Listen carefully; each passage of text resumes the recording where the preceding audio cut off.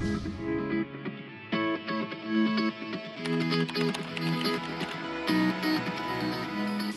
suis très heureux de vous présenter les résultats 2017 du baromètre de l'attractivité.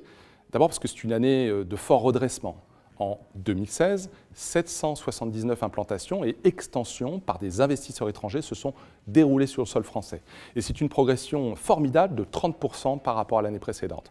En fait, la France tire parti de la croissance en Europe, qui est un peu meilleure, peut-être aussi de la déception de croissance dans d'autres zones émergentes du monde, et puis du fait que l'indice de confiance, tout naturellement, sous l'effet du CICE, des quelques réformes qui se sont déroulées depuis 2013 et 2014, commence à tirer leurs fruits.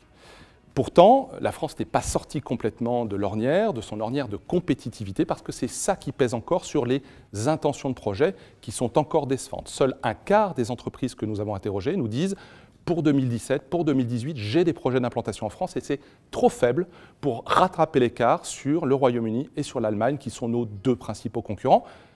Et malgré le Brexit, le Royaume-Uni reste en première position et l'Allemagne reste le barycentre industriel de l'Europe, très fortement exportateur.